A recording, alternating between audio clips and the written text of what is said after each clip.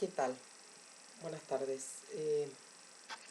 Hoy eh, empezamos una unidad en la cual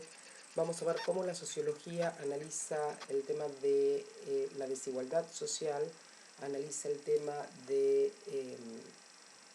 la estratificación social y cómo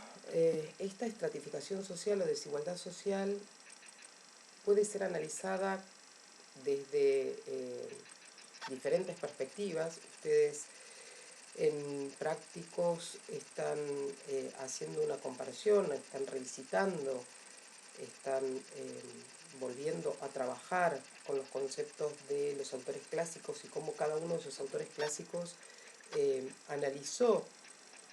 desde un punto de vista de la sociología o de la teoría social esta distribución de los agentes dentro de esa estructura social, cómo se analiza la desigualdad social para Marx, para Durkheim, para Weber, para Simmel, y a grandes aguas, en el apunte que yo les dejé de teóricos, a grandes aguas tenemos como dos perspectivas diferentes, digamos dos divisorias de aguas, eh, para analizar esta desigualdad en la sociedad, las teorías que ven digamos, esta distribución de los agentes como agregados estadísticos, ¿sí? Y eh, como grupos que se distribuyen de acuerdo a alguna característica, como una construcción objetiva, o que sería un poco, digamos, las vertientes del análisis de Durkheim o del estructural funcionalismo. Y por el otro lado tenemos eh, teorías sociales, teorías sociológicas, que ven en esta distribución digamos, posiciones estructurales en donde el análisis de la estructura de clases coincide con el análisis de la estructura social, es decir, donde se analizan las posiciones de los agentes sociales en tanto portadores de procesos sociales, y en este lado o de ese lado podemos tomar algunos análisis podemos tomar los análisis del materialismo histórico, pero también los análisis de Weber cuando analiza esos agentes sociales como portadores de otros procesos sociales que no son exclusivamente los procesos económicos. Es decir, cuando hace su análisis de la distribución del poder en la sociedad en clases, estamentos y partidos en diferentes órdenes. Ahora vamos a ver en esta unidad cómo estos aportes de la sociología son retrabajados desde la sociología contemporánea, cuáles son los aportes de un Miliband, de un Bourdieu, de Goffman, de Foucault a la teoría sociológica y a la teoría social, respecto del análisis de la estratificación social, respecto del análisis de las desigualdades sociales, de la distribución del poder, es decir, de la distribución de los diferentes recursos que son escasos en una sociedad, y en el capítulo de hoy, en la sociología desde el arca de hoy, vamos a analizar específicamente el análisis de Miliband. Para analizar,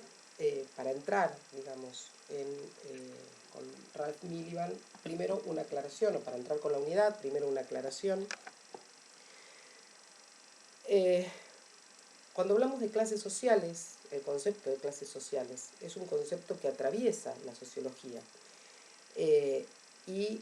siempre tenemos que dar cuenta desde dónde estamos hablando o desde dónde estamos analizando justamente este concepto de clases sociales, justamente por lo que comentaba recién, es decir, que para determinadas concepciones teóricas bastará con distribuir estos agentes de acuerdo a determinados agregados estadísticos, y ahí tenemos una pirámide que representa esa estructura y con eso nos conformamos. Pero si hablamos, por ejemplo, de clases sociales en términos del materialismo histórico, al analizar las clases sociales y la lucha de clases como motor de la historia, que es lo que vamos a ver en esta reformulación que realiza Miliband, no nos podemos quedar exclusivamente con la distribución de los agentes de acuerdo a un proceso o al que consideramos proceso central dentro del materialismo histórico, que sería el proceso de trabajo o las relaciones sociales de producción y cómo atraviesa esa condición socioocupacional, digamos, para posicionar a cada uno de estos agentes de acuerdo a ese proceso que portan en esa estructura social, sino que tenemos que analizar la lucha de clases, es decir, que no nos podemos quedar con eh, el dibujo de la pirámide de estratificación social, sino que tenemos que analizar las relaciones que se establecen, fundamentalmente las relaciones sociales de producción, y cómo estas relaciones sociales de producción van a expresar los procesos típicos de cada una de las clases sociales, el proceso de apropiación y explotación por parte de la burguesía y el proceso de venta de fuerza de trabajo por parte del proletariado. Es decir, que esos son los procesos que vamos a tomar como definitorios si lo analizamos desde el punto de vista del materialismo histórico. Fundamentalmente lo que vamos a analizar es la división social del trabajo, ¿sí? Y cómo esto atraviesa la estructura social, que es lo que vamos a ver que reformula Miliband. Es decir, que si nosotros, y esto es algo que comentaba siempre Susana Torrado, una de las sociólogas más importantes de Argentina, que se dedicó justamente a analizar la estructura social en Argentina, inscribiéndose dentro del materialismo histórico, y que ha sido una de las investigadoras más importantes en nuestro país. Bueno, ella siempre explicaba en sus clases que muchos marxistas, al momento de analizar la estructura social, se quedaban con el análisis de esa distribución de los agentes dentro de la estructura social, de acuerdo a su condición socioocupacional, ¿sí? De acuerdo a al censo, por ejemplo, o a las estadísticas. Y que si se quedaban con esa fotografía y no analizaban la lucha de clases, es decir, cómo estos procesos y cómo la división del trabajo hacía que hubiera, digamos, un comportamiento diferente y cómo se expresaba esa lucha de clases y ese comportamiento diferente y esas prácticas en las diferentes clases sociales, no estaba haciendo un análisis en términos del materialismo histórico, sino que se había quedado con una investigación de tipo funcionalista o estructural funcionalista, que según Susana Torrado era mucho más sencilla, ¿sí? Porque lo único que hacía era ubicar a las personas de acuerdo a esa condición socioocupacional, a los agentes sociales distribuidos y a sus familias de acuerdo al ingreso del agente social que participaba dentro de la población económicamente activa. Bueno, lo que vamos a ver hoy en Miliband es justamente cómo se hace un análisis desde el materialismo histórico y por qué él lo reformula, por qué él necesita reformular este análisis dentro del materialismo histórico y hace esas salvedades, esas aclaraciones para analizarlo en las sociedades contemporáneas. A este respecto, para analizar esto, algunas cuestiones, algunas aclaraciones puestas en contexto. Posterior a digamos, posteriormente a la muerte de Marx y a la influencia de sus teorías dentro de la teoría social, hubo diferentes interpretaciones, pero hubo una marcada interpretación dentro del materialismo histórico que posteriormente fue tildada de interpretaciones economicistas, porque ponían el acento fundamentalmente en esto que había descrito Engels de la determinación en última instancia de la base material, es decir, de poner, de hacer como una puntuación respecto de lo que sucedía exclusivamente en la base material. Este tipo de interpretación economicista, o como nos dice Giddens en otro trabajo maravilloso, Anthony Giddens, presenta el materialismo histórico y dice, citando una famosa frase del 18 Brumario de Luis Bonaparte, que dice: los hombres hacen su propia historia, coma, pero no en total libertad. Giddens dice la mitad de las interpretaciones del marxismo se quedaron con la primera parte de la frase, los hombres hacen su propia historia, y pusieron el acento justamente en la praxis revolucionaria, en la capacidad transformadora de los agentes sociales y de la praxis política. Y la mitad de la biblioteca marxista puso el acento en la frase después de la coma, pero no en total libertad, sino aprisionados, condicionados por las condiciones objetivas que fueron heredadas de las generaciones anteriores,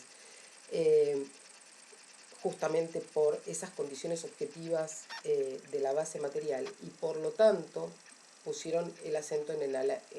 análisis de la estructura y cómo esa estructura determina la acción de los agentes sociales. La idea de muchos autores, fundamentalmente a partir de 1920, vamos a encontrar, posterior a la Revolución Rusa, vamos a encontrar un montón de autores, o algunos autores de Europa Occidental, que, intentando reinterpretar el materialismo desde una concepción también que se hacía cargo de su condición de vivir en un Estado-nación, es decir, de reivindicar luchas también de unificación o de participación en sus propios países, ¿sí? Y por lo tanto en tensión con esta idea de unidad universal del proletariado, o sea, de la lucha del proletariado unido, o sea, en esta tensión de defiendo lo nacional y por lo tanto no hay una unidad de toda la lucha de clases del proletariado a nivel planetario, o defiendo la postura revolucionaria unificada del proletariado y pierdo de vista la conflictividad que se está produciendo como mediación en cada uno de esos países. Bueno, en esa discusión, y discutiendo fundamentalmente con posiciones economicistas del materialismo histórico, posiciones que lo que iban a plantear es, digamos, y esto es una exageración, una ridiculización para que se entienda, para que ustedes lo puedan interpretar. Si, digamos, si por determinación de la base material, es decir, por el desarrollo de las fuerzas productivas, y por ese desarrollo de las fuerzas productivas, ineludiblemente en determinado momento se va a entrar en contradicción con las relaciones sociales de producción, y esto va a producir inevitablemente el paso de un modo de producción al otro, entonces, digamos, me puedo quedar en la puerta de mi casa, sentada, esperando, sin hacer absolutamente nada, porque total, ¿sí? Por este determinismo de la base material, la revolución va a ocurrir igual. Las el cambio del paso, cambio social, el paso de un modo de producción al otro, va a suceder de la misma manera. Por lo tanto, en estas, digamos, en estas interpretaciones, o lo que estos autores interpretan, que son esas interpretaciones economicistas del determinismo económico, se pierde de vista la importancia de la praxis de los agentes sociales en la transformación revolucionaria. Y por lo tanto, muchos de estos autores, fundamentalmente, les decía, posterior a la Revolución Rusa, un Lukács, un Gramsci,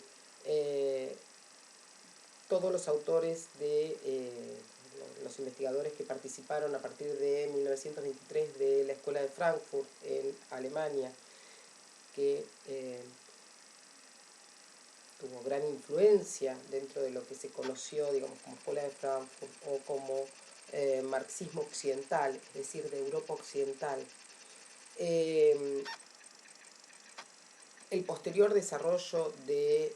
la segunda generación de los teóricos de Frankfurt y de lo que posteriormente se conoció como teoría crítica, lo que van a intentar hacer es recuperar del materialismo histórico lo que ellos llaman la dialéctica abierta y revolucionaria, es decir, considerarlo como una totalidad, que esa totalidad es una totalidad abierta y que es una totalidad revolucionaria en la cual se consideran tanto los aspectos objetivos de esas condiciones objetivas estructurales como las cuestiones subjetivas y la capacidad innovadora y la capacidad de producir una praxis política y una praxis revolucionaria de los agentes sociales. Y por lo tanto vuelven a poner el acento en esta idea del análisis de la lucha de clases, el análisis de la toma de conciencia, como procesos fundamentales, y de los procesos subjetivos como procesos fundamentales que intervienen en esta dialéctica abierta y revolucionaria. En este contexto, no sé si quedó claro, pero digamos, frente a considerar una sola parte de la dialéctica, que sería esta determinación en última instancia de la base material, esta determinación estructural, frente a esto que implicaba transformar la dialéctica en algo mecánico, ¿sí? Transformación de la base material y automáticamente se transforma la superestructura, cuando hablar en términos dialécticos implica considerar la totalidad. Bueno, frente a esto aparecen reinterpretaciones del materialismo que incorporan, fundamentalmente a partir de la Escuela de Frankfurt, incorporan aspectos weberianos, es decir, cómo los agentes sociales son también portadores de procesos culturales, de intereses, como decía Weber, materiales e ideales, ¿sí? Que mueven a los agentes a actuar de determinada manera. Y estos aspectos que había desarrollado Weber, es decir, contra toda determinación, considerar otras condiciones que intervienen, son incorporados dentro de esto que se conoció como marxismo occidental o como marxismo de corte weberiano, que incorporaba elementos, ¿sí? Culturales o elementos de análisis de la superestructura en los análisis de la totalidad dialéctica revolucionaria. Entonces, cuando analizamos un texto como el de Miliband, que forma parte de este maravilloso libro, acá paréntesis,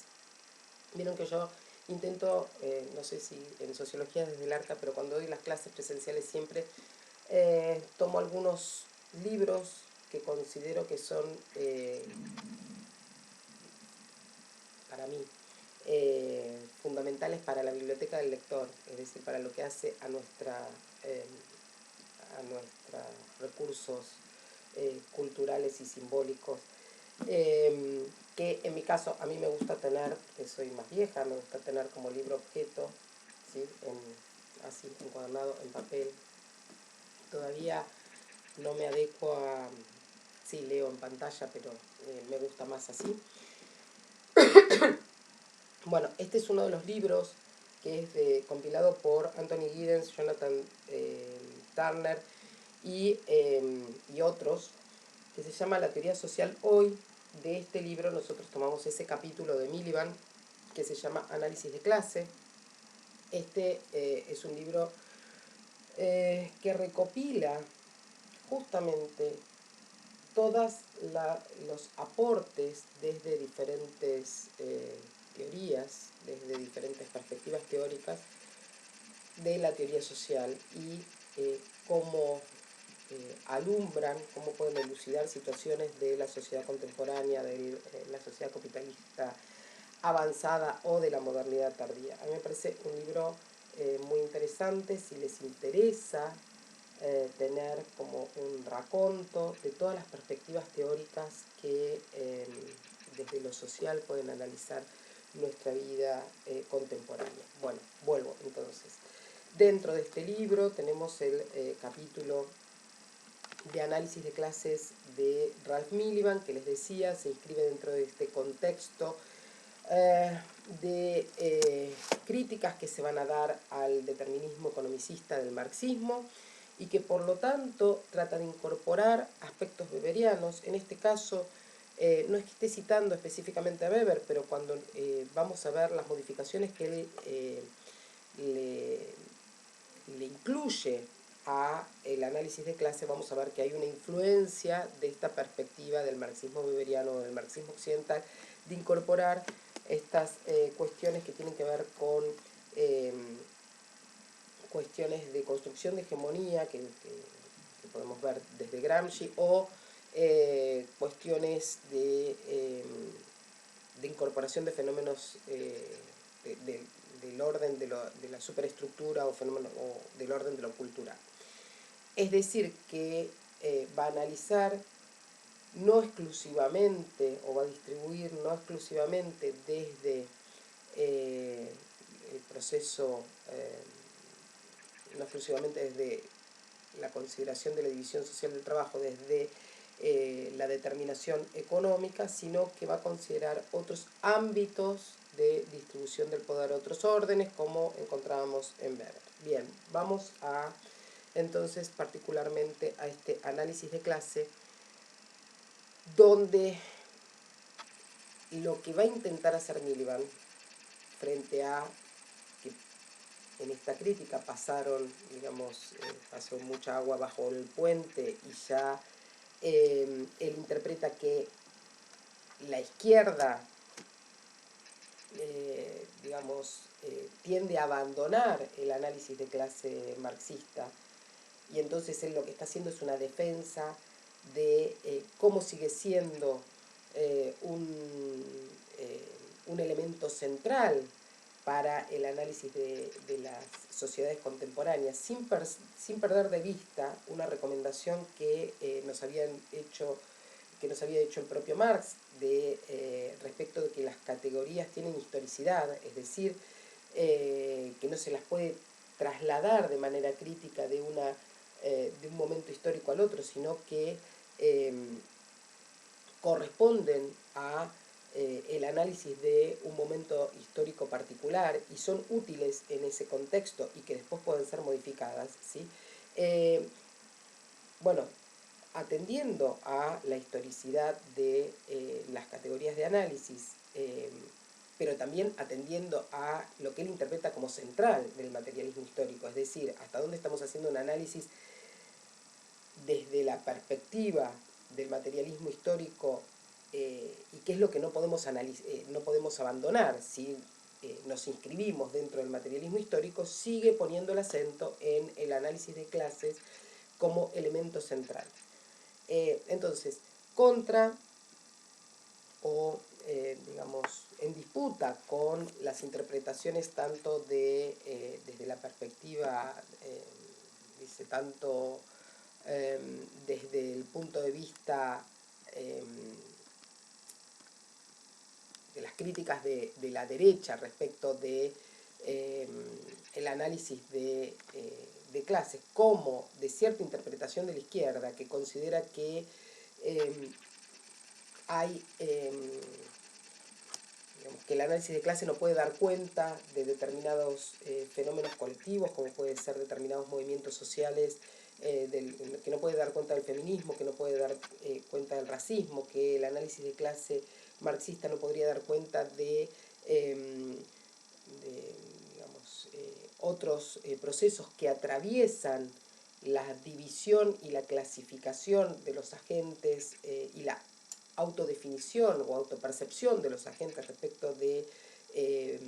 por qué se oponen o por qué se identifican, ¿sí? Y por qué forman determinada acción colectiva.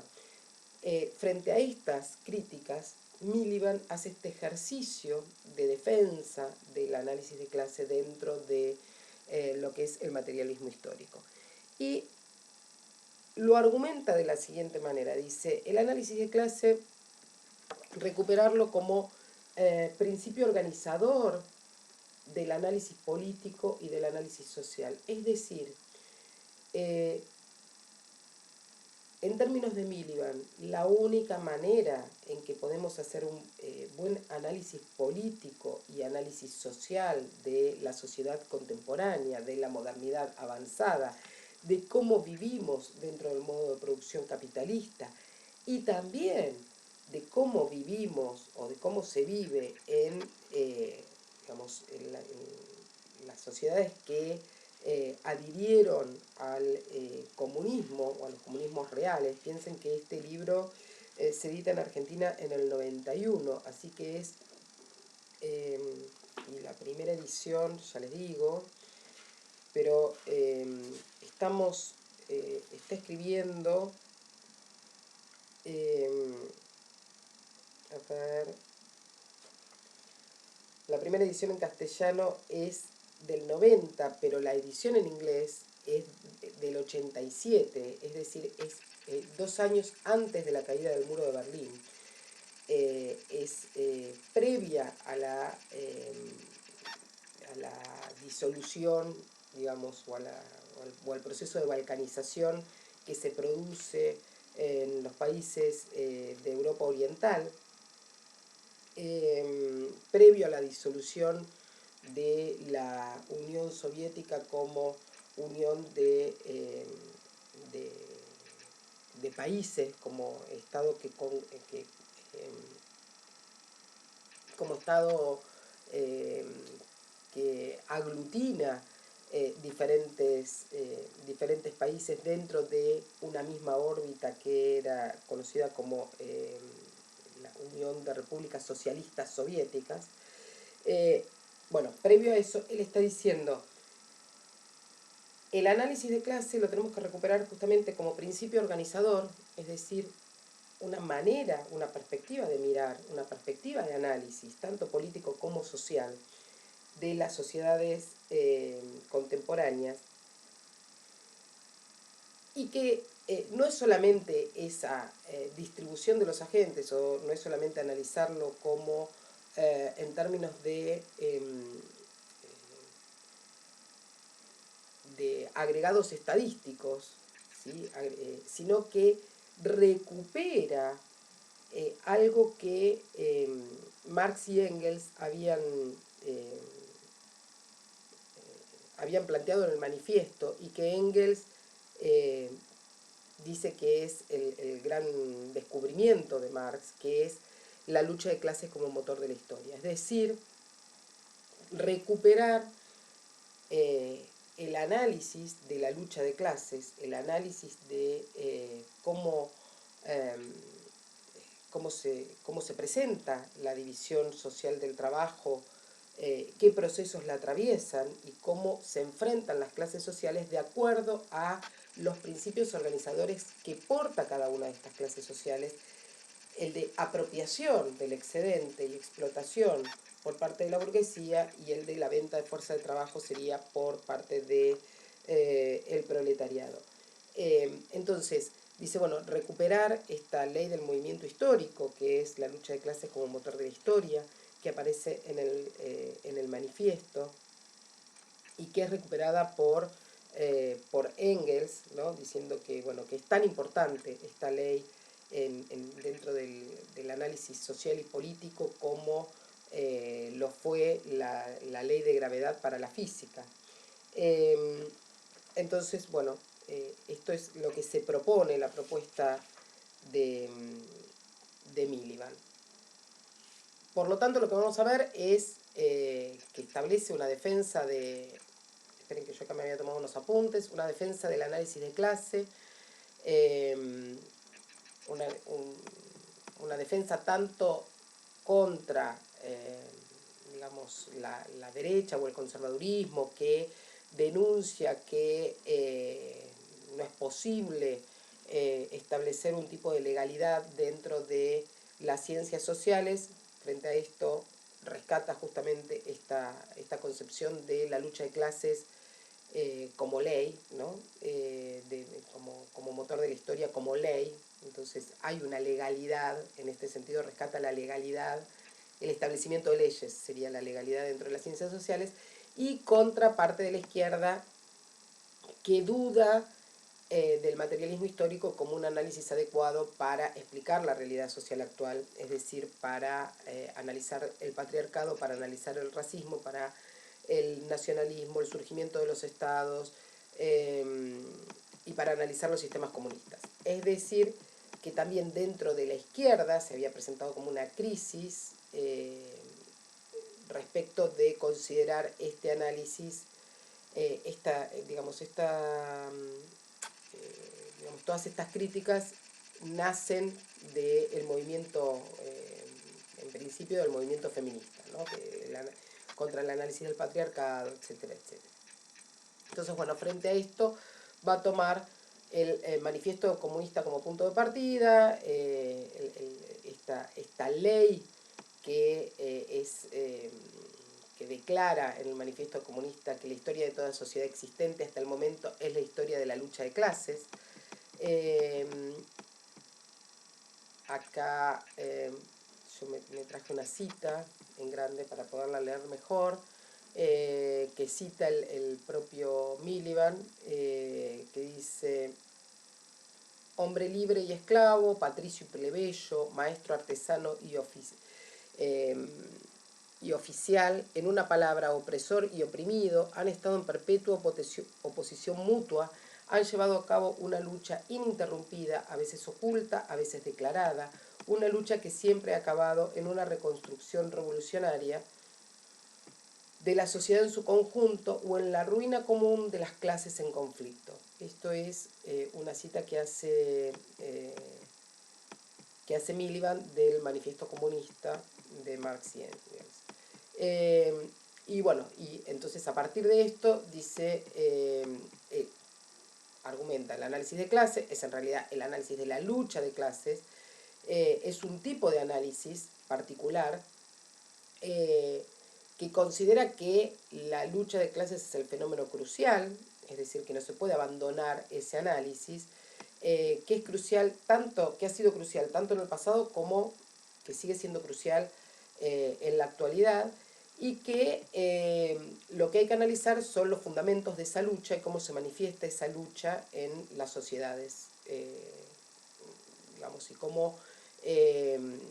esto permite iluminar, permite elucidar, arrojar luz sobre diversas fases, diversas facetas de la vida y de los procesos sociales. Obviamente, como está analizando desde la perspectiva del materialismo histórico, los protagonistas de esta lucha que va a analizar son, por un lado, los propietarios de los medios de producción y por el otro, los productores, que entre ellos traman un conflicto que dice que es implícito, inherente a el proceso de producción y que está estructuralmente, objetivamente condicionado, determinado por este proceso de producción y por la división social del trabajo. Es decir, esto que decía que es propio de cada una de las clases. Dice, los propietarios de los medios de producción se ven ineluctablemente empujados a tratar de extraer la mayor cantidad de plus trabajo, ¿sí? Que el plus trabajo expresado de manera dineraria en el modo de producción capitalista es la plusvalía, es decir, que el propietario, la burguesía, se encuentra justamente estructuralmente empujada a la extracción de, de ese plus trabajo, apropiarse de ese plus trabajo que producen los productores en diferentes circunstancias históricas, mientras que y que en el caso del capitalismo sería en términos de plusvalía, y que los productores se ven de igual modo empujados, ¿sí?, a tratar de minimizar la cantidad de plus trabajo, es decir, minimizar la explotación, y a producir en condiciones que sean menos onerosas, menos costosas que para ellos, también en determinadas circunstancias históricas. Entonces, en este análisis, la relación entre propietarios y productores es una relación de explotación, es una relación de apropiación de plus trabajo, es una relación de distribución, de cómo se distribuye esta producción excedente. Bien, acá, de nuevo, paréntesis. Cuando analizamos, en alguno de las sociologías desde el ARCA, cuando analizamos Marx, y hablamos de el producto social excedente como hito que marcaba diferentes procesos simultáneos que comienzan a partir de esa aparición de esa producción del producto social excedente, dijimos que la mayoría de las sociedades, todas las sociedades, los productores tienen que producir un producto que excede sus propias necesidades, justamente para mantener, digamos, con el propósito de sostener a los que aún no están en capacidad de trabajar, que pueden ser los niños,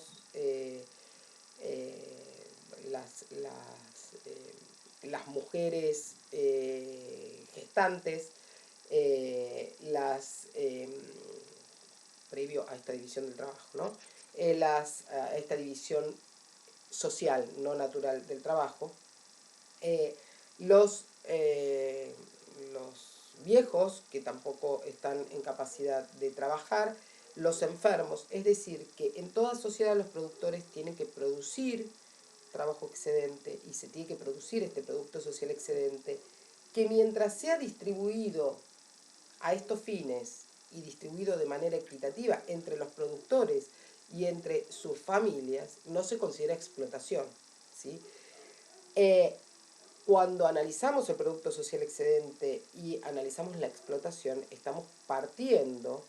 de esta primera división social del trabajo, es decir, de esta apropiación de un grupo de ese producto social excedente, es decir, que se deja de estar distribuido de manera equitativa, deja de estar redistribuido de manera equitativa y es apropiado por un grupo que a partir de ese momento, dice Marx, queda liberado de la necesidad de trabajar con sus propias manos para su supervivencia y la de su familia. Por lo tanto, lo que nos va a decir Miliband es que en una sociedad sin clases, la apropiación de ese excedente se destinaría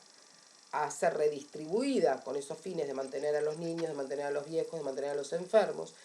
mientras que en las sociedades de clase, digamos, es apropiada por un grupo. Es decir, que en una sociedad sin clases la apropiación del excedente y redistribución no implicaría explotación. Implica explotación cuando es apropiada por un grupo. Es decir, esto que ya vimos en el capítulo, cómo a partir de ese momento comienza la división social no natural del trabajo, cómo a partir de ese momento comienza la sociedad, la división en clases, ¿sí?, y la lucha de clases como motor de la historia, la separación de el trabajo del productor en trabajo necesario y trabajo excedente, en lo que es tiempo de trabajo que necesita para reproducir su propia vida y la de su familia, y trabajo excedente que es para reproducir la vida de la clase dominante y de la familia de la clase dominante, y como esto es la base también para analizar la teoría del valor trabajo en Marx. Bien, y la explotación. Entonces, Miliband lo que va a sostener es que estas preocupaciones básicas que, que tiene el análisis de clase marxista se sostienen para el análisis de las sociedades contemporáneas. Lo que va a hacer él en este trabajo es,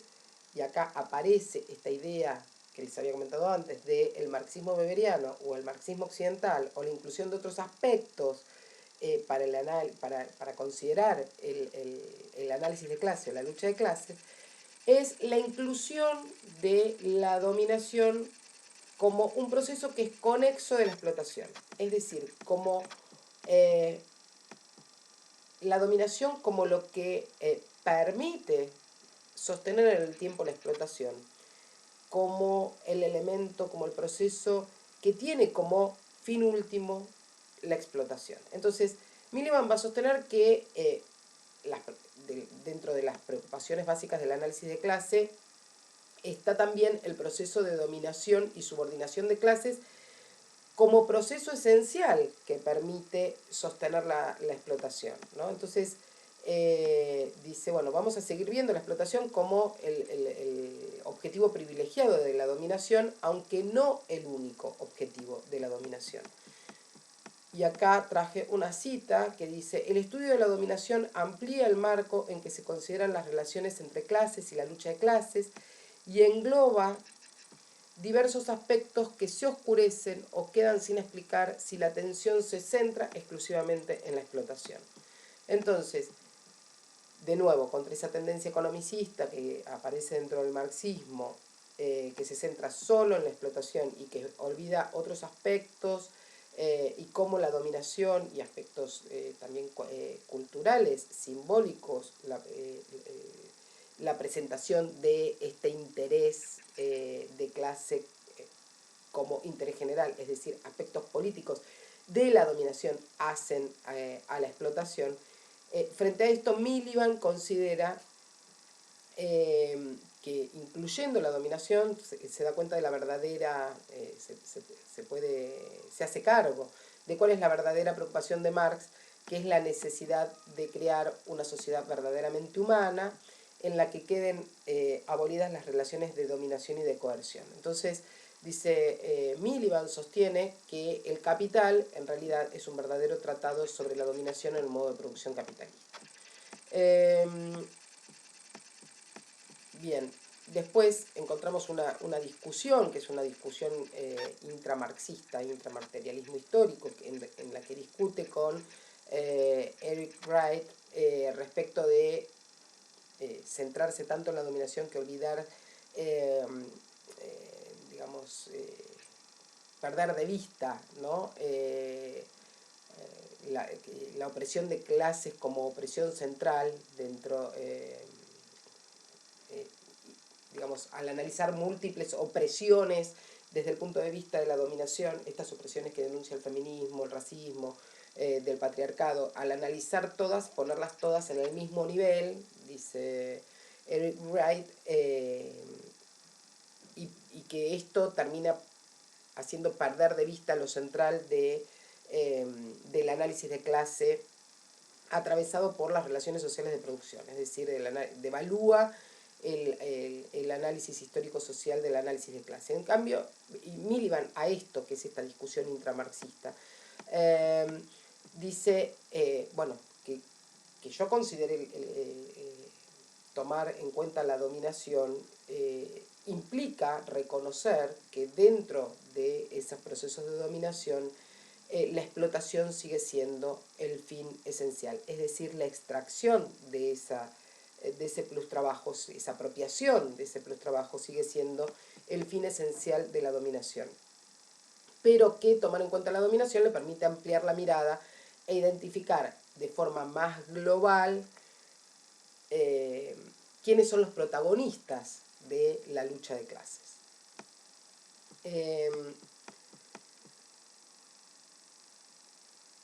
Y acá incluyo la dominación y esto trae como un giro justamente en tratar de develar quiénes son los verdaderos protagonistas en la actualidad de esa lucha de clases. Y para esto dice, discute el concepto de propiedad. Y el concepto de propiedad,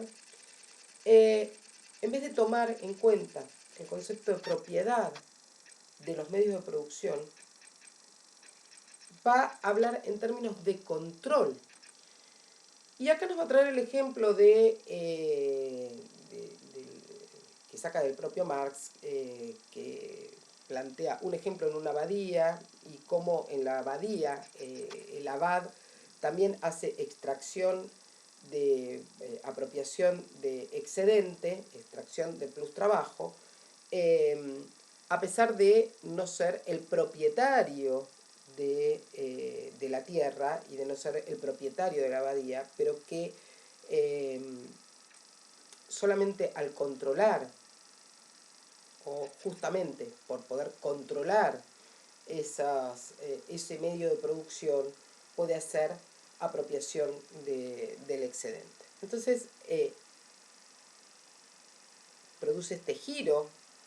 que no tiene en cuenta exclusivamente la propiedad, sino quién controla esos recursos, quién controla los medios de producción. Y también, al considerar la dominación, no va a considerar exclusivamente los medios de producción, sino que va a considerar los medios de administración y coerción, de administración del consenso y de coerción que conforman, digamos, el Estado, y los medios de comunicación y de construcción de ese consenso que permite la dominación. Por lo tanto, y acá traje una cita, dice, al enfocar nuestra atención de esta manera, la clase dominante de la sociedad de clases no se define ya únicamente en función de la propiedad de los medios de producción. Hablando con precisión, una clase dominante en cualquier sociedad de clases se constituye en virtud del control efectivo sobre las fuentes principales de dominación. Es decir, ya no la propiedad, sino el control. Y ya no el control exclusivamente de los medios de producción, sino de las fuentes principales de dominación, que incluyen otros recursos, otras fuentes de poder, otros órdenes, y acá estaría lo weberiano, otros órdenes de distribución del poder en la sociedad. Vuelvo con la frase, vuelvo con la lectura. Dice, al enfocar nuestra atención de esta manera, la clase dominante de la sociedad de clases no se define ya únicamente en función de la propiedad de los medios de producción. Hablando con precisión, una clase dominante en cualquier sociedad de clases se constituye en virtud de su control efectivo sobre las fuentes principales de dominación. 1. Los medios de producción, control que puede conllevar y generalmente ha conllevado la propiedad de estos medios, aunque no tiene por qué darse necesariamente esta última condición. 2. Los medios de administración del Estado y medios de coerción. 3. Los principales medios de comunicación y consenso, y construcción del consenso. Cada una de estas tres fuentes de control constituye una parte de la estructura de dominación. Una clase que posee o controla los medios de producción tiene también que tener adecuado respaldo, o al menos la colaboración y la protección de quienes controlan los medios de administración y coerción, y quienes controlan el Estado tienen que poder contar con la cooperación de quienes poseen y controlan los medios de producción. El control de los principales medios de comunicación y de consenso se seguirá probablemente del control de los otros dos. Vemos también en este caso que con la insistencia en la noción de control, en modo alguno se pretende devaluar la importancia de la propiedad, que sigue conservando claramente una importancia fundamental en la vida de la sociedad capitalista. Está presente en todos los aspectos de esta y continúa siendo la principal fuente de poder gerencial en las pequeñas y medianas empresas capitalistas. Pero no es un prerequisito esencial para el control de los principales medios de poder en la sociedad capitalista, las grandes corporaciones empresariales y el Estado. Bien, entonces acá lo que encontramos, si hacemos un ejercicio de recuperar cómo está explicado maravillosamente bien en el texto de Poggi, cómo Weber analiza la distribución del poder, la distribución de estos recursos, la distribución de estas fuentes de dominación, ¿sí? Y de recursos de poder dentro de la sociedad, en el orden económico,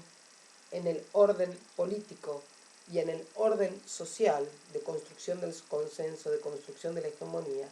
vemos que lo que está haciendo Miliband es justamente tomar, ampliar, por un lado, no centrarse exclusivamente en la explotación, sino ampliar la mirada que le permite alumbrar estos procesos y tomar en cuenta la dominación, cuyo fin central sigue siendo la explotación, es decir, la apropiación del excedente, y al analizar la dominación, esto le permite hacer este giro y no considerar exclusivamente la propiedad, porque no es necesario ser propietario para explotar, ¿sí? Para extraer excedente, para apropiarse del excedente en el modo de producción capitalista, pero tampoco en otros modos de producción. Por ejemplo, el ejemplo de el abad en el modo de producción feudal. Entonces,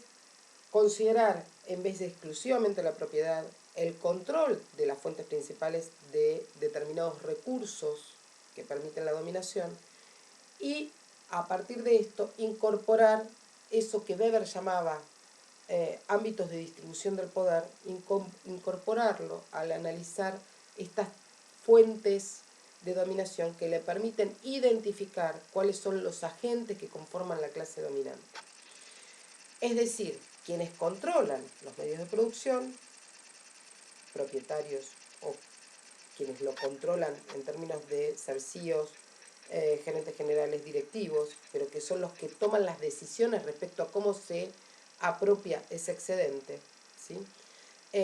Quienes controlan los medios de administración estatal y coerción, es decir, lo que en Weber sería el orden político, político-militar, y quienes controlan los medios de comunicación y construcción del consenso, es decir, cómo se va construyendo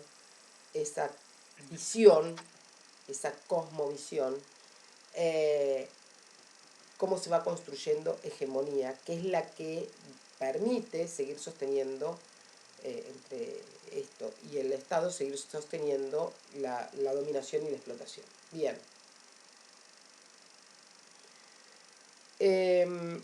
Entonces,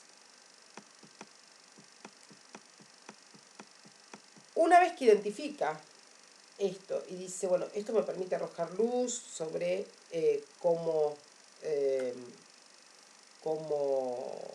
cuáles son los agentes que, que participan de la clase dominante, identificar a los agentes que portan esos procesos y que participan de la clase dominante, que controlan estas fuentes de dominación. A partir de esto va a tomar un concepto de Sir Wright Mills, que es el concepto de élite de poder, y va a describir quiénes son los agentes, va a empezar a tratar de distribuir a los agentes dentro de esa estructura social que habíamos dicho, en términos de el materialismo histórico, estructura social y estructura de clases sociales son sinónimos. Va a intentar distribuir a los agentes, va a describir cómo está conformada esa élite de poder,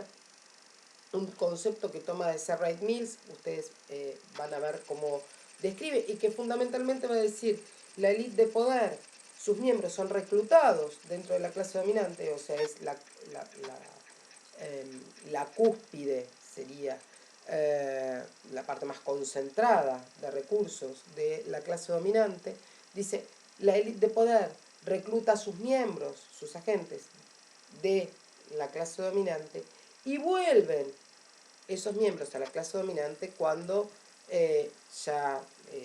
cuando se jubilan, cuando se retiran, vuelven a formar parte de la clase dominante en general.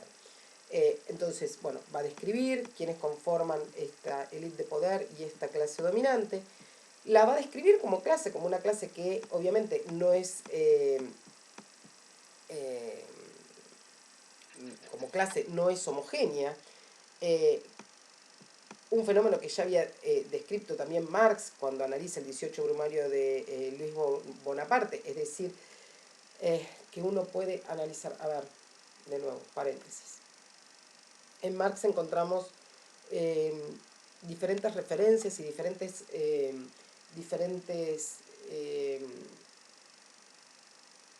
alcances del concepto de clases de acuerdo a niveles de abstracción, ¿sí? Por ejemplo, el mayor nivel de abstracción para referirse a clases sociales es cuando dice, cuando afirma la lucha de clases como motor de la historia. Ahí está haciendo, digamos, está hablando de clases a lo largo de todos los modos de producción en un nivel más amplio de abstracción. Cuando analiza determinadas sociedad en un momento determinado, o analiza los diferentes modos de producción, tenemos un menor nivel de abstracción que, por ejemplo, va a analizar la conflictividad social y la lucha de esas clases, identificando si son clases, si son estamentos, ¿sí? En el sentido de que conforman, o estados que conforman agrupamientos mucho más cerrados, atravesados por otros procesos sociales, y cuando hace el análisis de clases en una sociedad determinada, una sociedad concreta determinada, que es el menor nivel de abstracción, donde hacia adentro va a analizar cómo cada clase no es homogénea y cómo hay intereses diferentes y fracciones de clase, ¿sí? Que es lo que hace en el 18 brumario de Luis Bonaparte. En ideología alemana, por ejemplo, cuando analiza los diferentes modos de producción, analiza amo y esclavo, analiza el señor feudal y el siervo, es decir, está analizando diferentes manifestaciones de clases en un nivel menor de abstracción que cuando habla de la lucha de clases como motor de la historia en general. Y en el 18 brumario de Luis Bonaparte, cuando analiza las diferentes fracciones de clase, está haciendo un análisis con menor nivel de abstracción. Entonces, Miliband, de nuevo, dice, vuelvo a Miliband, entonces dice, la burguesía obviamente no es una clase homogénea, ninguna clase es totalmente homogénea, sino que hay fracciones de clase que tienen intereses contrapuestos. No obstante lo cual, hay un interés primario, que es ese que es ineludible y estructural a su condición de clase, que es la de intentar mantener las condiciones de dominación e intentar incrementar la posibilidad de extracción y apropiación del excedente, es decir, extracción de trabajo y apropiación de ese excedente, es decir, de sostener e incrementar las condiciones de explotación, que como interés de clase van a intentar mantener, es decir, que independientemente de los conflictos y las confrontaciones que pueda tener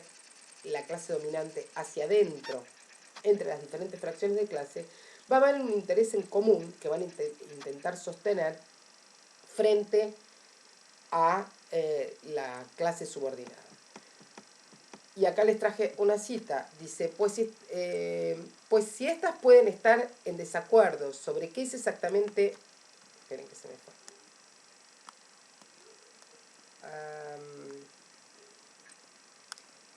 ¿Dónde estás? Voy a pausar así la encuentro la cita. Ahí encontré la cita. Pues si éstas pueden estar en desacuerdo sobre qué es exactamente lo que desean, mantienen un firme acuerdo acerca de lo que no desean, entre lo que se cuenta cualquier cosa que pueda parecer una amenaza a la estructura de poder, privilegio y propiedad de la que ellos son principales beneficiarios. La élite de poder y la vasta mayoría de la burguesía de los países capitalistas avanzados, como de todos los demás países capitalistas, sea cual sea su nivel de desarrollo, coinciden a este respecto, y no digamos en lo que se refiere a la oposición al comunismo, un término al que se le ha dado la elasticidad suficiente como para que cubra cualquier desafío aborrecible. Bien, entonces, digamos, lo que está explicando acá es que, digamos, por más que dentro de la clase dominante haya intereses diferentes entre, por ejemplo, intereses industriales, intereses agrarios, intereses de los medios de comunicación, etcétera, etcétera, al momento de ver peligrar el orden o la estructura, que algo va a producir cambios dentro de la estructura social, bueno, se van a broquelar para defender esos intereses. ¿Por qué? Porque estructuralmente están condicionados a, digamos, portan como clase y como agentes cada uno este proceso que es característico de la clase dominante, que es la apropiación del excedente, la explotación, la apropiación de plus trabajo, que en el modo de producción capitalista y en su expresión monetaria es la extracción de plusvalía. Bueno, después dice, incluso en los países en los que se ha producido en el poder el acceso de la socialdemocracia, que nace o que manifiesta esos objetivos de modificar la distribución y la estructura social, en realidad dice, bueno, esta socialdemocracia se sostiene mientras no produzca modificaciones dentro de lo que es esta estructura de clases, o que no cambie, sino va a encontrar una oposición, se va a fracturar la alianza, dice esa alianza política, y va a encontrar una oposición muy grande, que es lo que sucedió en Chile, dice Analizando Piensen, que es un libro del 87, que se edita en el 87, ¿qué es lo que pasó en Chile? Dice, y todavía no se ha escrito el guión para esta escena, dice él, ¿no? Donde se modifique, por ejemplo, la conformación de la estructura social de la mano de la socialdemocracia. Una cosa que a mí me parece sumamente interesante del análisis que hace Miliband es justamente cómo él recupera esta capacidad que ha tenido el, el, el capitalismo en lo que él dice en su versión democrática, ¿sí? Es decir, la versión democrática del modo de producción capitalista, que él, porque después vamos a ver que cuando analiza el modo de producción comunista está analizándolo en términos de la escuela de Frankfurt, porque lo analiza como capitalismo de Estado, en términos de capitalismo de Estado. Pero bueno, esta vertiente de la democracia que ha permitido transformar la lucha de clases, que él la analiza en términos de presiones, que ha permitido transformarla en un tipo de presión reformista por parte de la clase subordinada y no en una presión de tipo revolucionario. Ahora vamos a analizar esto que él trae acá. Entonces, bueno, una vez que identifica la clase dominante, dice, bueno, la clase dominante es una de las dos clases fundamentales que tenemos que identificar en el análisis de clase y que tenemos que poder explicar en este análisis de clase. La otra clase, que es la clase subordinada de la sociedad capitalista, y de la cual formamos parte, la gran parte de la población, está compuesta, y acá les leo, dice la cita, dice la otra clase subordinada de la sociedad capitalista, que engloba a la gran mayoría de la población, está compuesta sobre todo, al menos en las condiciones del capitalismo avanzado, por los trabajadores y por quienes dependen de ellos. La clase obrera, hablando con propiedad, una clase extremadamente diversa, dividida según su ocupación, cualificación, sexo, raza, etnicidad, religión, ideología, etc. Bien.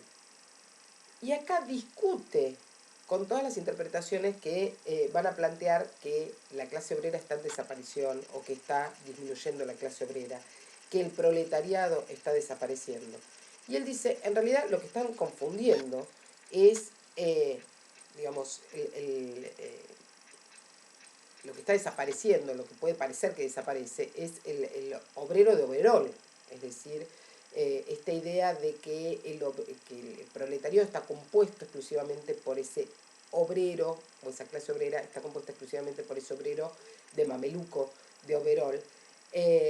Sin embargo, o sea, lo que está disminuyendo es la clase obrera de tipo fabril, de tipo industrial. Pero no la clase obrera en su conjunto, no la clase obrera de cuello blanco, es decir, de servicios, de oficina. Dice que está conformada por todos aquellos cuya única fuente de ingresos es la venta de su fuerza de trabajo, la venta de su mano de obra, o que depende fundamentalmente del subsidio, de subsidios estatales. Entonces, dice, o cuyo nivel de ingresos los coloca en grupos de renta dentro de esa estructura social, baja o inferior, eh, de aquellos agentes de cuyas decisiones, dice, o su responsabilidad es, y sus decisiones respecto de la apropiación del excedente es escasa o inexistente, ¿sí? Dice, toda esta clase está constituida por trabajadores industriales, por trabajadores del sector terciario, todos los que dependen de esos trabajadores,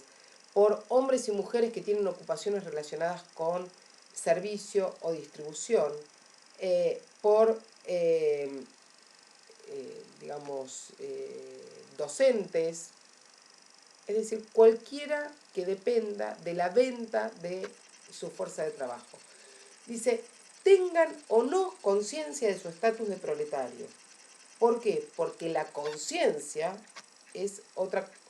algo diferente, tener conciencia del estatus y del lugar que se ocupa, lugar relacional dentro de las relaciones sociales de producción y dentro de la estructura social, es algo diferente a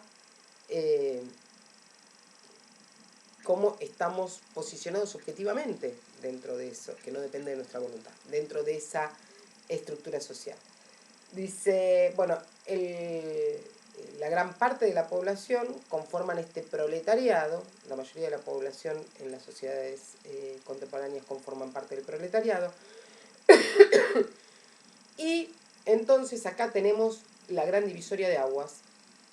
entre, que es en donde tengo que identificar ese conflicto, esa lucha de clases, que es la clase dominante y la clase trabajadora, una que representa la cúspide y otra la base de esa pirámide, dentro de esa estructura social de las sociedades capitalistas avanzadas. Dice, podemos identificar en algunas sociedades una pequeña burguesía que es importante, que es la que se considera como la que se llama a veces clase media, que se compone de dos elementos o dos subclases distintas, por ejemplo, hombres de negocio, tenderos, comerciantes, artesanos, autónomos, empresarios capitalistas de poca monta, y también, en segundo lugar, una clase en continuo crecimiento de hombres y mujeres semiprofesionales que están destinados a tareas de supervisión, empleados de empresas capitalistas, administrativos que se dedican al bienestar público, al control, a la coerción, servicios del Estado, trabajadores sociales, funcionarios de gobiernos locales, etcétera, etcétera, etcétera. Entonces, acá Miliband dice, bueno, está discutiendo sobre esta disminución de la clase obrera, dice una cosa es que no sean conscientes de su pertenencia de clases y de su posición subordinada, y otra cosa es justamente su posición objetiva, que es independiente de su voluntad dentro de la sociedad. Y por debajo de estas clases describe una underclass, una subclase, que ocupa la base de la pirámide, que dice es un desprendimiento del proletariado, un desprendimiento de la clase obrera, pero que está conformada por sectores que quedaron ya por debajo de la capacidad de vender su fuerza de trabajo, que incluye a los enfermos crónicos, a los disminuidos, a los parados, llama él, que serían los desocupados, aquellos que por cualquier razón no pueden abrirse paso dentro del mercado de trabajo formal, y que todas estas diferencias objetivas de clase conforman lo que él llama la textura de la existencia. O sea, poder describir todas estas situaciones implica poder describir la textura de la existencia, dice él, que se diferencia en términos de poder, en términos de riqueza, en términos de ingreso, en términos de responsabilidad, en términos de estilo de vida y en términos de calidad de vida de cada uno de ellos, cada uno de los grupos. Bien. Y después va a analizar, entonces recién ahí, una vez que tiene identificado, va a hacer el análisis propiamente dicho de clases en las sociedades capitalistas avanzadas, es decir, que va a identificar estas clases y subclases que constituyen estas sociedades, es decir, que lo que va a hacer es realizar lo que él llama un mapeo social, un mapa social minucioso y exacto para demostrar cuáles son los mecanismos de disminución y de dominación y explotación que hay en cada una de las sociedades. Y a partir de ahí dice, en segundo lugar, lo que tenemos que hacer es demostrar, digamos, primero el mapeo, después demostrar cuáles son los mecanismos de dominación y explotación, y una vez que hicimos esto, que fue lo que estuvo haciendo hasta ahora, una vez que hacemos esto, nos tenemos que ocupar del conflicto de clases, el conflicto entre capital, entre el capital y el Estado, dice por un lado, y el capital y la clase obrera por el otro. Es decir,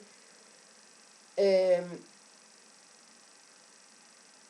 formas, qué manifestaciones va a tener la lucha de clases. Dice él, en las sociedades capitalistas la lucha de clases adopta múltiples formas y múltiples manifestaciones, pero de todas formas se puede situar en dos categorías generales. Por una parte, la clase dominante busca mantener y fortalecer el orden social, dice, y lo hace con extrema convicción y sinceridad en nombre de lo que se considera el interés nacional, la libertad, la democracia, etc. Y por otra parte, la clase subordinada, o por lo menos el colectivo más activista de la clase subordinada, ejerce continuamente una presión desde abajo, por eso les decía que él analiza la lucha de clases en términos de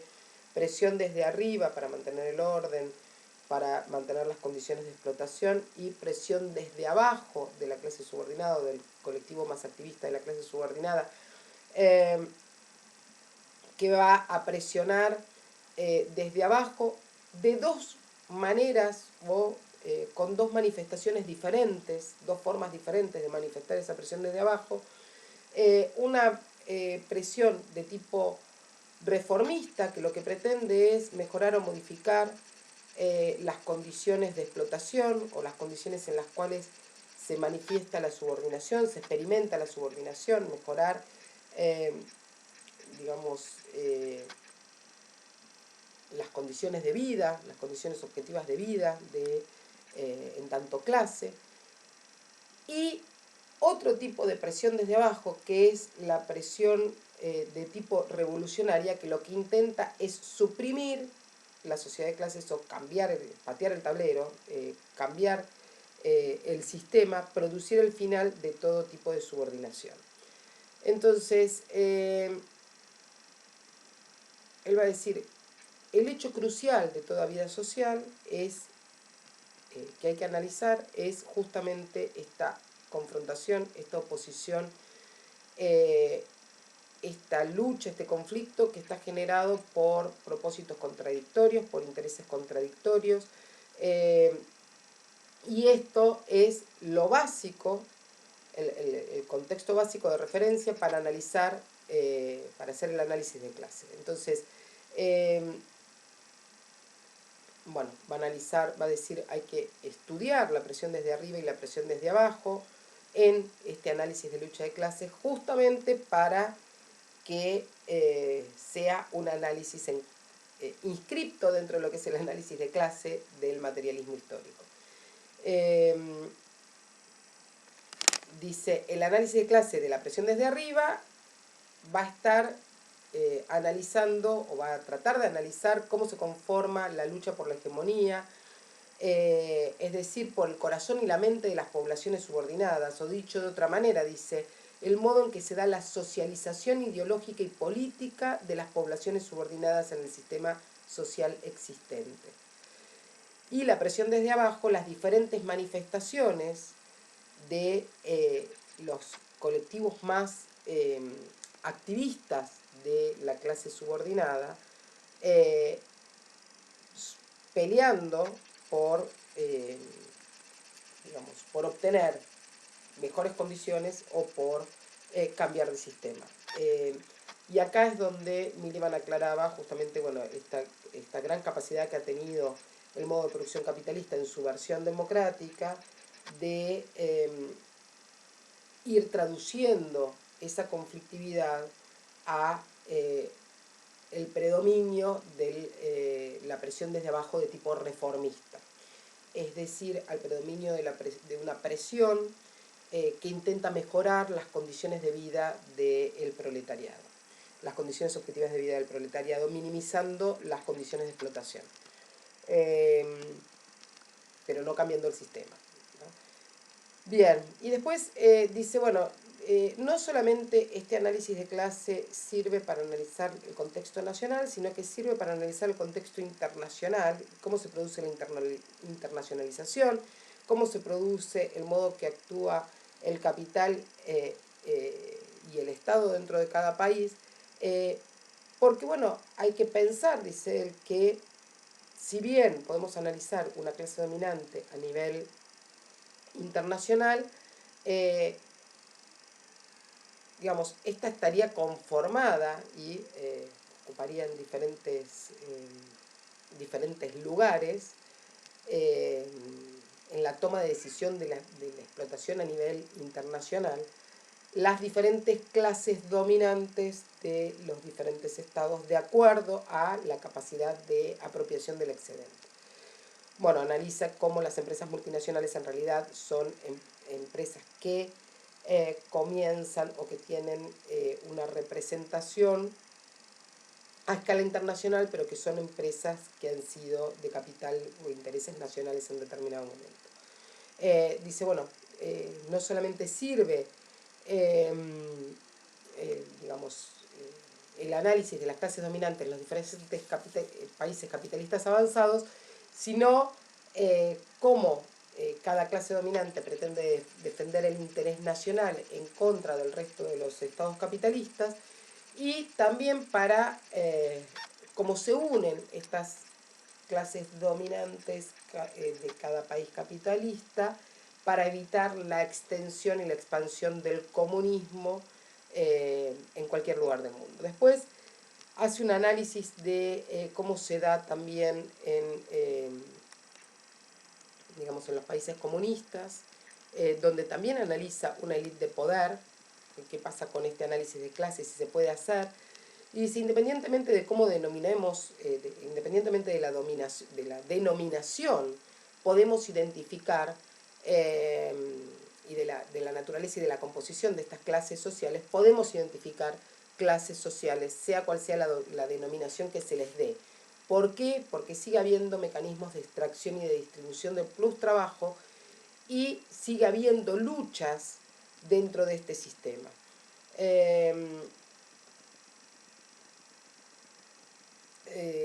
dice, bueno, por más que no quiere usarse el término clase, sigue habiendo una lucha de clases en términos de lucha por la apropiación de ese excedente.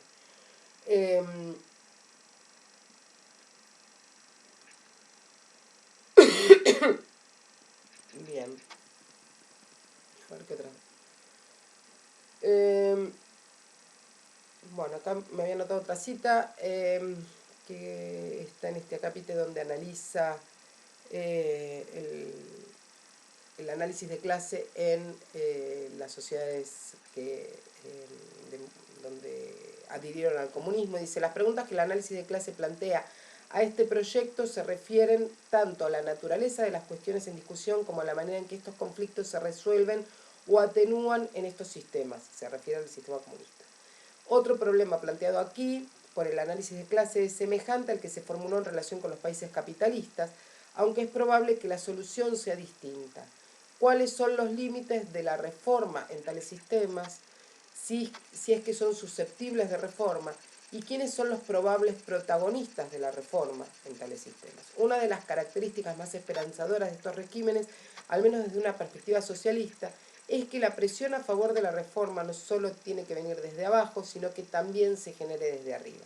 La cuestión de hasta dónde lleguen y en qué dirección marchen ambas formas de presión tendrá una influencia esencial en el futuro del socialismo, influencia que de ninguna manera se limitará a los países en cuestión, sino que tendrá un alcance mucho mayor. Les vuelvo a recordar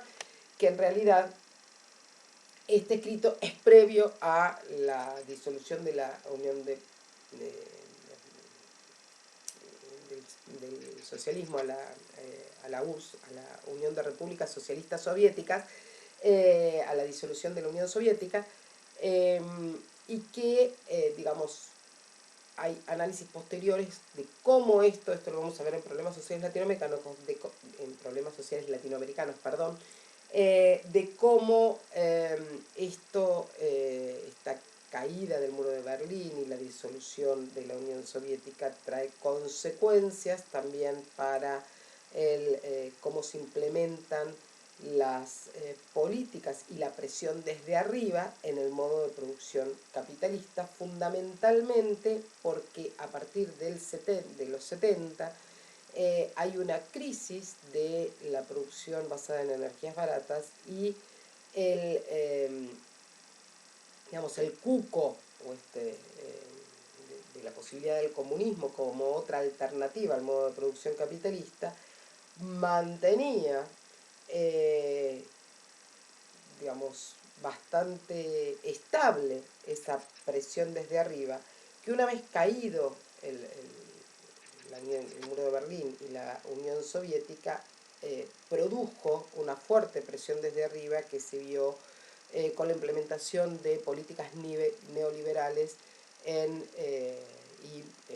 expresión de lucha de clases con muchos movimientos sociales enfrentando las políticas neoliberales en la mayoría de los países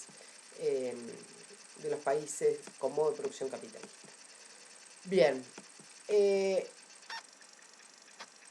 en un último punto, un último planteo que hace Miliband es la defensa, esto que se había propuesto como objetivo al principio del capítulo, que es defender el análisis de clase no solamente de una posición más conservadora y de derecha que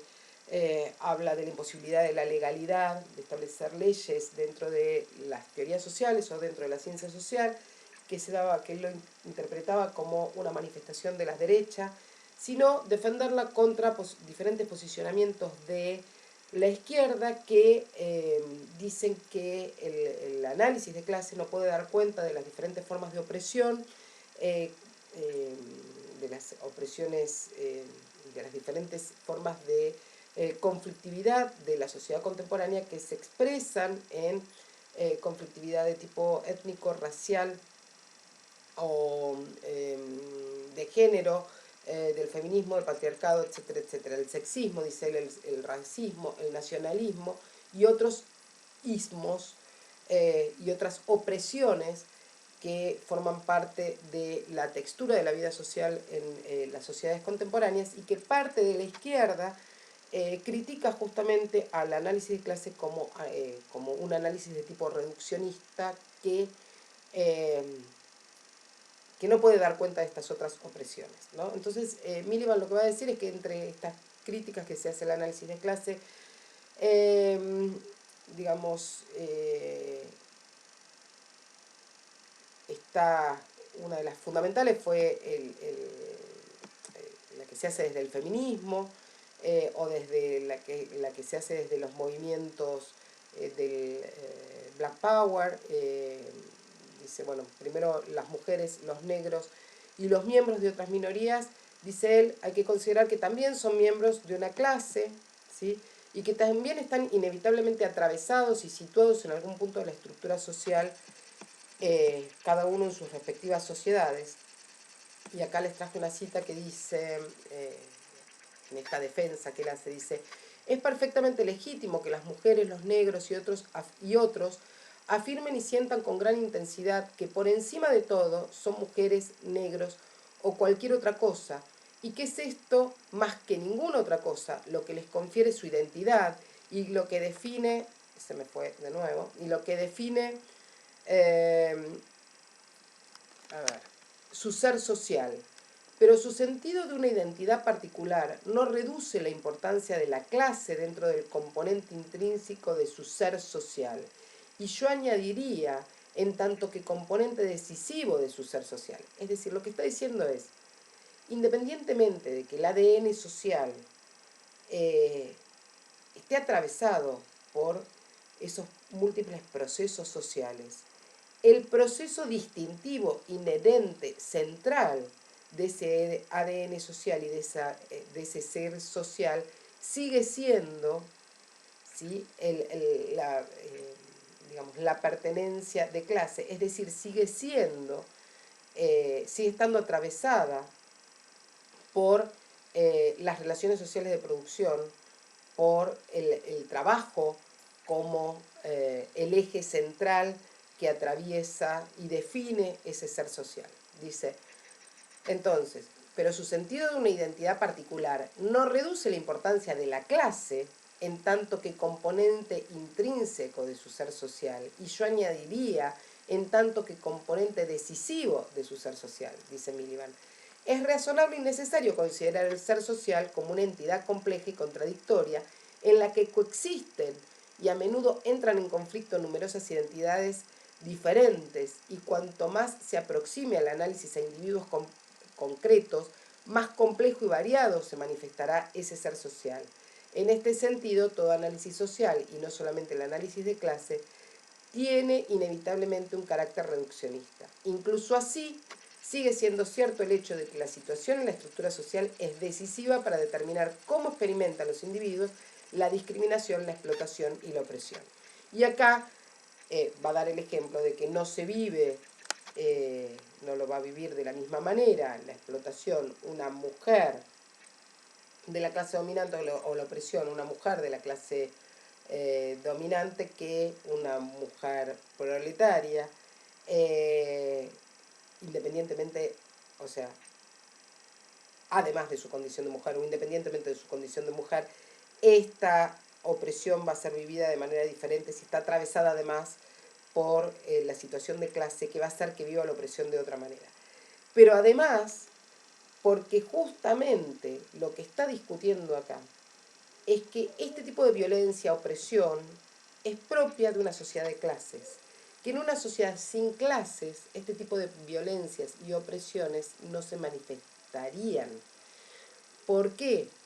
Porque si recuerdan cuando leímos Zeitlin y cuando leímos el manantial marxista en Zeitlin, en ese capítulo, y leímos los textos de Marx, el fenómeno de opresión y alienación es social. ¿Y por qué es social? Puede tener manifestaciones de otro tipo. Porque sea en la sociedad, puede tener manifestaciones de otro tipo, que Marx dice, filosófico, religioso, etc. Y acá podríamos decir étnico, de género, sexista, nacionalista, etc. Es decir, que digamos, el proceso central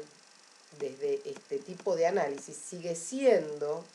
el proceso de trabajo, es decir, el establecimiento de esas relaciones sociales de producción y cómo a partir de esas relaciones sociales de producción y de la división social del trabajo están atravesadas, ¿sí?, los agentes sociales como característica central de su ADN social.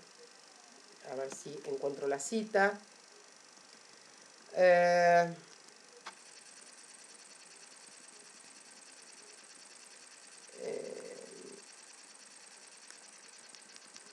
A ver.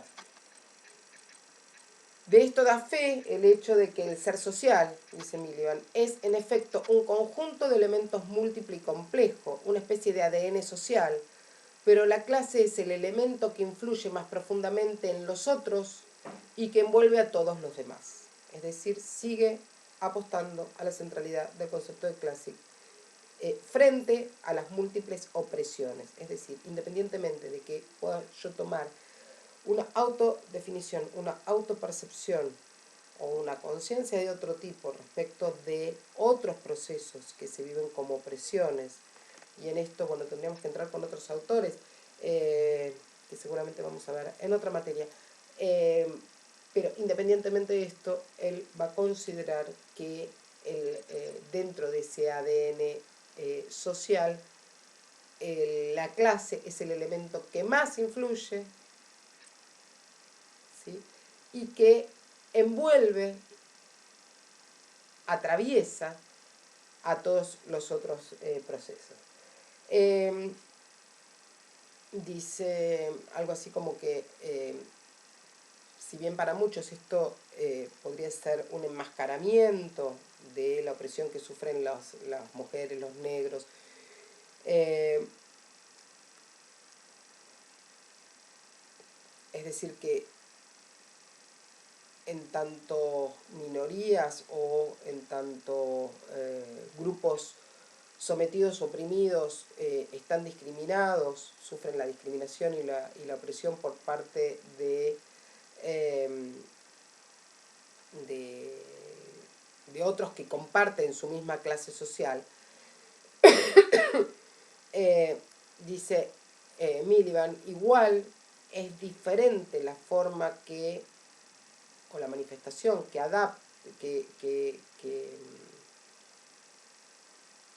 adquiere el sexismo o el racismo según clase social. Entonces,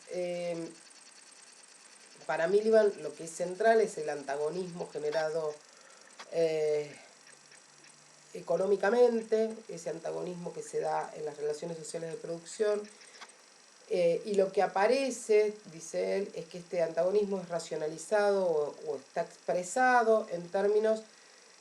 que aparecen lejanos de sus raíces económicas y de sus raíces sociales, pero y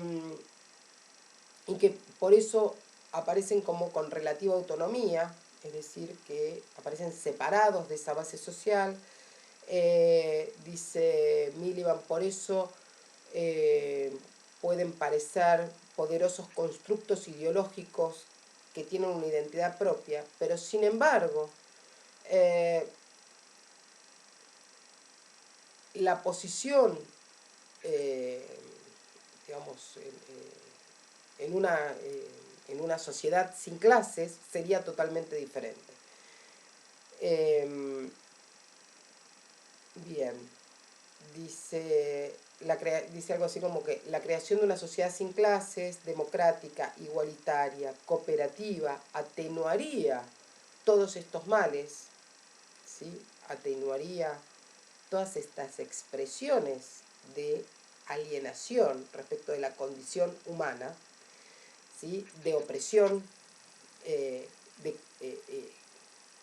fuente de conflictividad social, de oposición y de opresión, de antagonismo. Dice, atenuaría en gran medida estos males en un proceso acumulativo que eventualmente radicaría en, o desembocaría en su completa erradicación. ¿Por qué? Porque en una sociedad sin clases ningún individuo, ningún agente tendría suficiente control sobre los medios de dominación como para convertirse en una clase dominante y, por lo tanto, ese control quedaría en manos de toda la sociedad, distribuido de manera equitativa por mecanismos e instituciones capaces de garantizar una administración democrática del poder y evitar la instauración de estructuras de dominación. Por lo tanto, dice la sociedad sin clases, este concepto de sociedad sin clases marxista, libre de dominación, llevaría a que no hubiera otro tipo de manifestaciones de la opresión, que son las que ahora aparecen como desgajadas de su base social y material. Acá les traje una cita que dice: solo el advenimiento de una sociedad sin clases haría irrelevante el análisis de clases. Queda un largo camino antes de que esto se logre, pero es probable que se recorra con mayor rapidez si más personas, especialmente entre la población subordinada, adquieren una visión exacta de la realidad social y de los conflictos situados en el centro de esa realidad. El análisis de clase hace posible esta comprensión mejor que ningún otro tipo de análisis. Entonces acá, por último, sería el análisis de clases como una manera de la toma de conciencia de clases, de conciencia para sí de clase social. Bueno, y ahí entonces cerramos con Miliband. Si tienen dudas, si tienen preguntas, si quieren reflexionar sobre este tema y cómo se puede aplicar en la actualidad, están los foros de los prácticos para discutirlo. Tienen la mensajería para mandarnos mensajes si no se entiende algo y lo seguimos trabajando. Bueno, nos vemos en el próximo capítulo de Sociología desde el Arca. Que tengan buen día.